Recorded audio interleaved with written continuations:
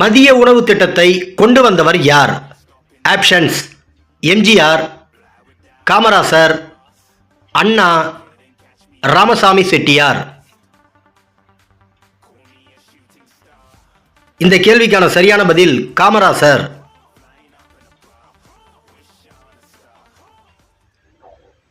ஔவையார் இயற்றிய நூல்களில் தவறானது எது? ஆப்ஷன்ஸ்: ஆத்திச்சூடி, கொன்றைவேந்தன், மூதுரை, துறைமுகம்.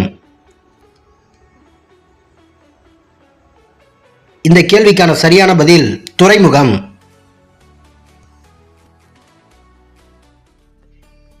திராவிட நாட்டின் வானம்பாடி என்று பாராட்ட பெற்றவர் யார்?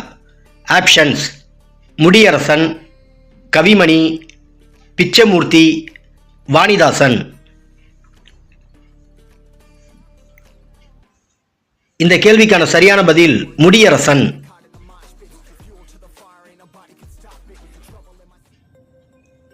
பழையன கழிதலும் புதியன புகுதலும் என்ற பாடல் இடம்பெற்றுள்ள நூல் எது? ஆப்ஷன்ஸ்: நன்னூல், தொல்காப்பியம், பெருமாள் திருமொழி, நாச்சியார் திருமொழி. இந்த கேள்விக்கான சரியான பதில் நன்னூல்.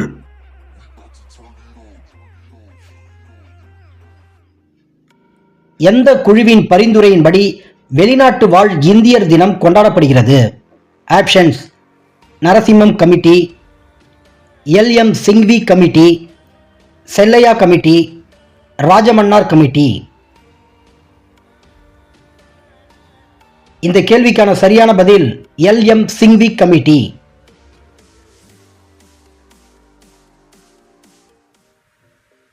எந்த விதியின்படி பாராளுமன்றம் சட்டம் இயற்றி குடியுரிமையை ஒழுங்குபடுத்தலாம்? ஆப்ஷன்ஸ்: விதி 16, விதி 13, விதி 10, விதி 11.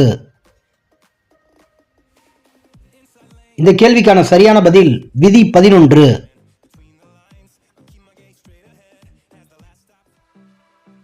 பகுதி 4A அடிப்படை கடமைகள் எந்த சட்ட திருத்தத்தின்படி சேர்க்கப்பட்டது?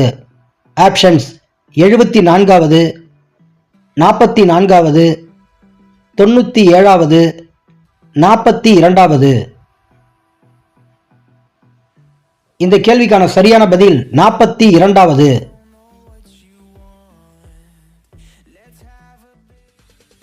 துபாசி என்பதன் பொருள் என்ன? ஆப்ஷன்ஸ்: பத்திரிகையாளர், ஆசிரியர், மொழிபெயர்ப்பாளர், எழுத்தாளர். இந்த கேள்விக்கான சரியான பதில் மொழிபெயர்ப்பாளர்.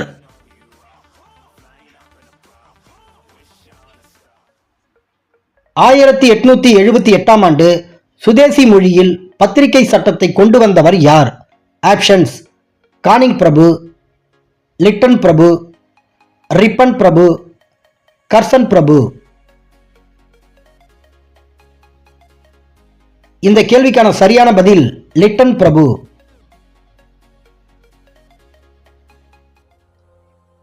கோவா இந்திய குடியரசில் இணைக்கப்பட்ட வருடம் எப்போது?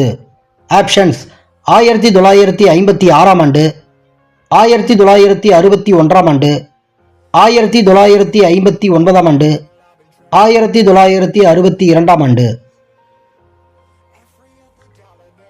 இந்த கேள்விக்கான சரியான பதில் 1962ஆம் ஆண்டு.